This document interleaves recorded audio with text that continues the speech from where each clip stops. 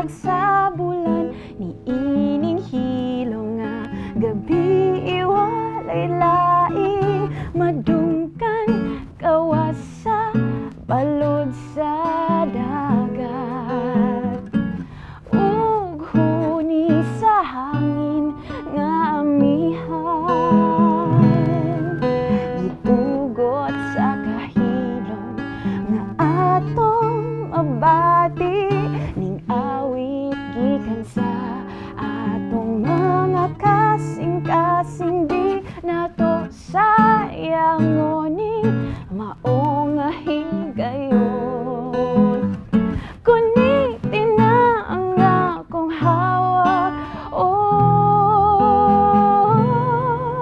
isayaw ko dun diri sa baybayon isayaw ko dun atong sayawan ning duyog sa tunggog di ka mohunong ayaw ug buhi kay di jud ko mabong ning sayaw tadong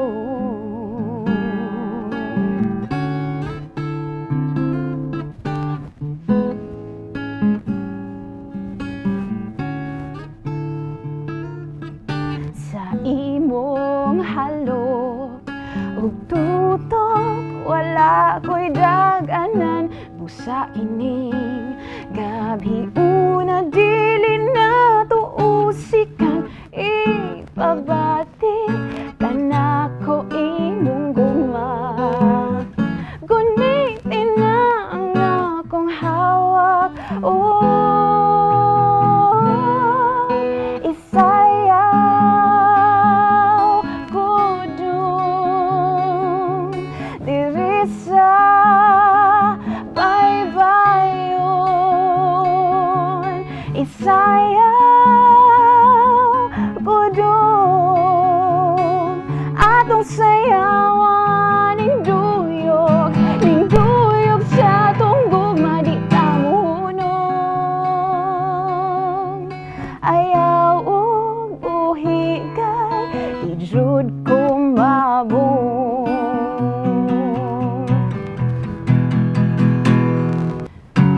ikaw ra akong gusto mapares ning sayaw sa gugma ug kinabuhi busa sige na sayaw na ta di na ta maglangan pa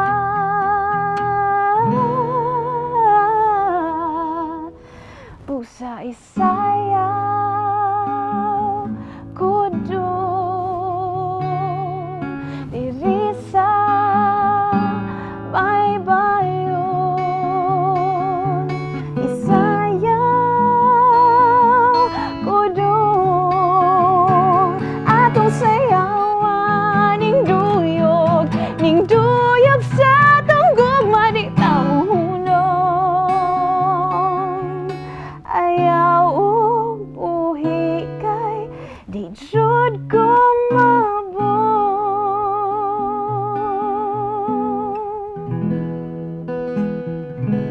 ning sayaw tadong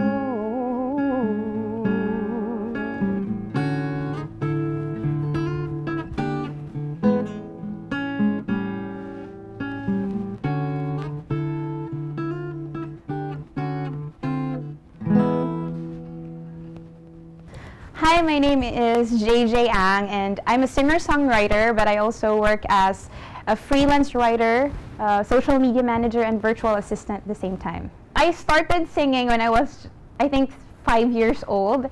I was influenced by my lola, who used to sing in our local church choir, and she used to bring me to their choir practices. So my first ever musical influence is my grandma, and I started writing songs only, I think, 7 years ago, basically inspired by the people around me, my own life experiences, and the experiences of other people also, and my surroundings.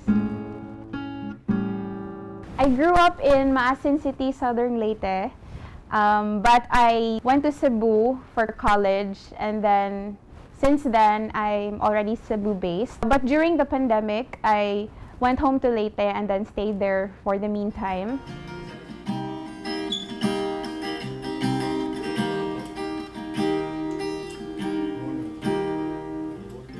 Right after college, I started doing theater, and then at the same time, I also did corporate gigs, private gigs, where I sang during events here in Cebu and also in Leyte and in other parts of the Philippines as well.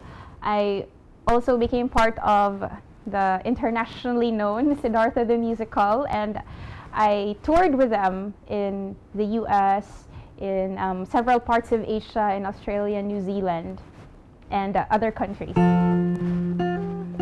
When I was in elementary, my mom enrolled me into a music school only during summers, and then that's when I realized that I do love to sing, and I do love music, making music. And then after that, I just kept singing. I think that's basically how we improve ourselves. We just keep doing what we love. We just keep practicing. And then, like, when I got into theater, I also was able to be trained under very, very amazing, like, vocal teachers here in Cebu. And I also had the opportunity to work with other singers who also taught me a lot of techniques and a lot of lessons, and a lot of lessons when it comes to singing and performing on stage. I just knew when I was in high school that I really wanted to write my own songs eventually. So at first I was just really covering songs, and then I think around 7 years ago, after college, I was going through a rough patch, and that's when I really started expressing myself through songwriting. And I also got to join Elements Music Camp. It's actually a national songwriting camp with very popularly known mentors like Ryan Cayabyab and other OPM legends, Joey Ayala. And that's when I really realized that songwriting really helps me express myself. I wrote Bulalakaw actually around 3 years ago, and last year during the pandemic, I decided to make a good demo because I haven't been able to record it or record a demo of it. So I had so much time during the pandemic, and I also had a lot of friends who were encouraging me to make a demo out of your song and then submit it to Himig Handog. So okay, I think this is the time that I should do it. So I just submitted it, and I didn't really expect that out of almost 4,000 entries, I got into the top 12 finalists. I became one of the top 12 finalists.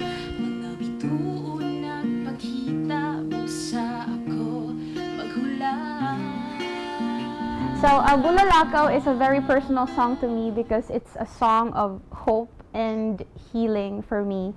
I wrote this when I was having problems with my work, with my family, and my relationships with different people. And it just happened. I was at the rooftop of my apartment, and I was looking at a beautiful sky. It's full of stars, and then this is really what happened. A Bulalakaw just passed by. So I was playing with my guitar at the time, so it all happened naturally. The music and the words just flowed. Writing songs in Bisaya is actually such a joy because it's my own language, and it helps me express my rawest emotion. Like I used to hesitate putting my songs out there because I'm not sure if it's people will like it. But now, since many Bisaya songs are out there already, so yeah, it's very encouraging and empowering to keep writing Bisaya songs and actually producing them.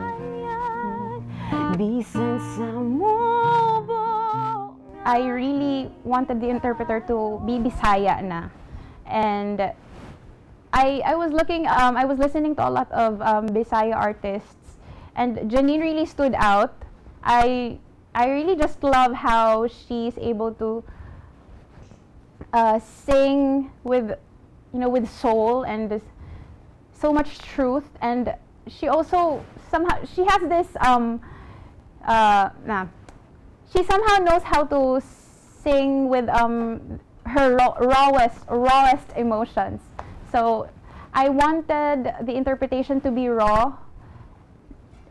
I wanted the singer to retain the rawness of my song Bulalakaw. So I really thought of Janine is really on my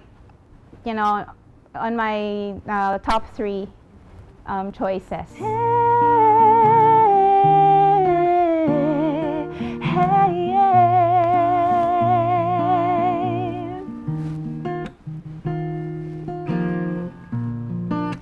O bulalakaw sa imong paglabay,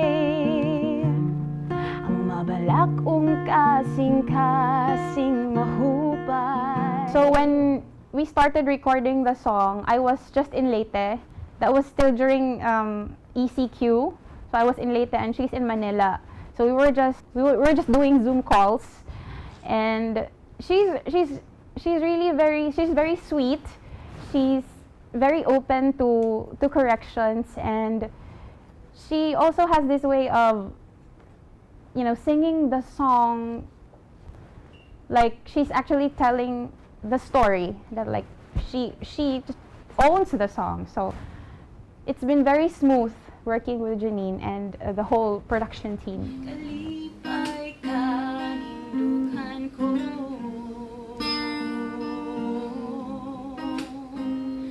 Masulupon, bulalakaw ko. Ang paglabay mo, gipangandoy ko. Bulalakaw ko, dungga kining pangandoy ko. Just keep writing, and if you are hesitant to put your song out there, you just have to have faith, because you really have to start somewhere. You really have to take risks. As an artist, we are not everyone's cup of tea. But then, as long as you just express yourself, there are people who will definitely relate to the songs that you put out. Like, who knows who will get affected or inspired by your song. So just put it out there, and then be very open to corrections. Be very generous of your talent, because really that's how you start. That's how you practice and hone your skills. And eventually you'll get better, and as long as you keep reaching for your dreams, keep doing what you love, then you'll definitely reap the fruits of your labor.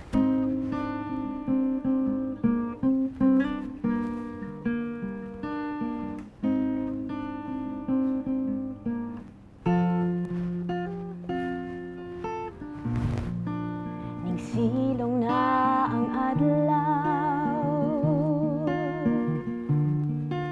mupuli na ang buwan ug silaw. Sa langit nga gusto makabot, mga bituon nagpakita, busa ako maghulat.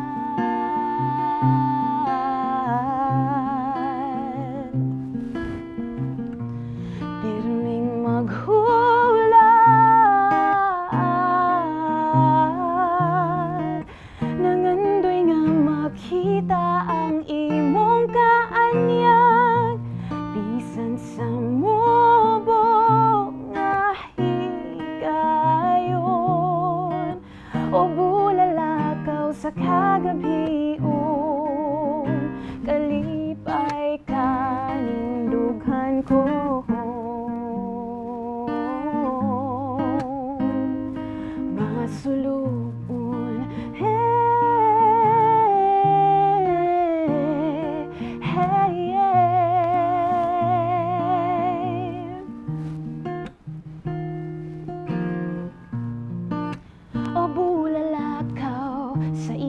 paglabay, ang mabalakong kasing-kasing mahupay, ang kahayag mo paglaong ko, lamdag sa kangit-ngit busa ako maghulat.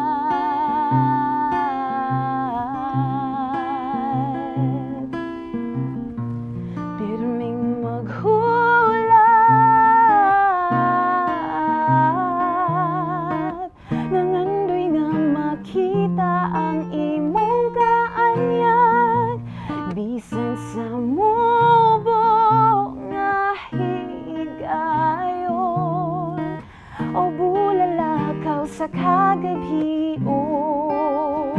kalipay ka ning dughan ko.